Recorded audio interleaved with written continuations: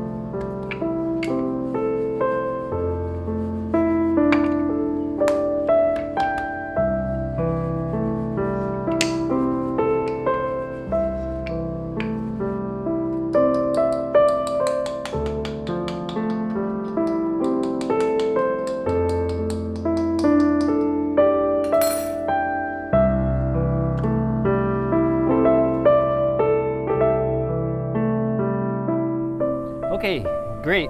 We found a little shaded area that we can enjoy this meal with. So as you can see, we have the fish ready, we have some unleavened bread and some olive oil with a little bit of salt and then some fresh olives and nonetheless some honey, some fresh honey. If you can find honeycomb, even better. So these are all ingredients of the ancient days that you can find easily along the Sea of Galilee, along Jerusalem area. So this is a meal of ancient time. So let's dip into it and see how this tastes. Today I'm using my hand, so let's try the fish first. You know, the spices give it a nice kind of a subtle aroma to the whole fish. Very nice. Now let's have some with honey. Let's pour a little bit of honey over the fish. Now let's taste the fish once again with the honey.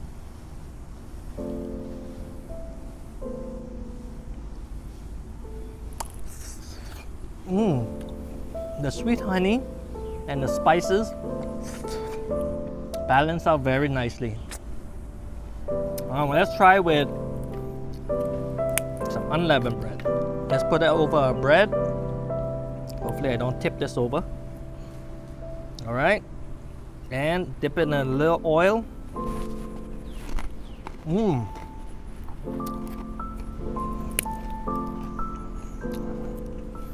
Very nice. Let's put some fresh herbs, some fish. Let's give this a try.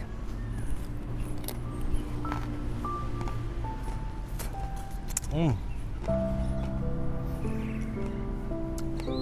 cilantro really give it that freshness. Finish it off with an olive.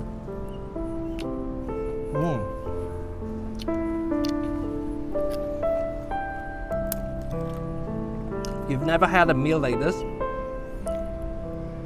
you truly need to give this a try. It really brings you back to the time of, you know, the ancient days. And with this scenery, I mean, this is amazing. Maybe on your next picnic, you can give this a try, you know. A little bit of honey and some fresh herbs. Let's get a piece over the top. There you go, look at that. All right, well, enough of that. Now, let's move on to our second part, where how is this dish related to ICHTHUS? Now let's talk about that coming up while I finish this.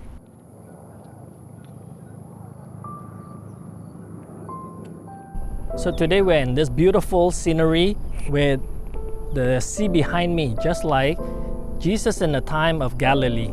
So this is the story about the ICHTHUS, which is, in Greek, it's called fish. Remember the symbol of the fish that represents believers or Christians all around the world when you used to see it on the emblem of behind vehicles? I will be talking about that and what is the meaning with the fish that I just cooked today and how it's related to this recipe. So let's start. So ICHTHUS is made up of 5 Greek letters: iota, chi, theta, upsilon, and sigma. You've probably come across these and heard of it if you've attended a science class or even math class. So it's widely used around the world. So these 5 Greek letters are an acrostics that represents 5 words. Okay, forgive me if I don't pronounce this well because I don't speak Greek. So it is Isos, Christos, Theo, Huios, and Soter. Now what it represents is, it means Jesus Christ, God's Son, Savior.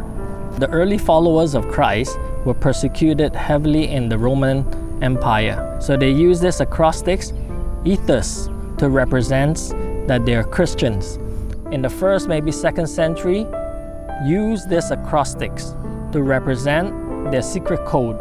Some people say it's used for interacting, but that is speculative. But one thing is for sure, the fish is very significant in the Bible. In many part of the Bible, the New and the Old Testament mention things related to fish, such as in Matthew 4:19, Jesus talked about calling their disciples when Peter and his friends were all fishing on the seashore and then they caught nothing. Jesus asked them to cast the net on the further side, and they caught a boatload full. As well as Jesus said, "Follow me, and I will make you fishers of men." Also in Matthew 17:27, it talks about St. Peter's fish. Jesus and Peter needed to pay temple tax. So Jesus told Peter, "Cast the line in the sea and catch the fish." And the first fish that get caught, open its mouth, and you find a coin that is enough to pay for both their taxes. So that is a very interesting one. So I did an episode in the past regarding the St. Peter's fish. If you'd like to learn more, I'll leave the link above so you can check it out.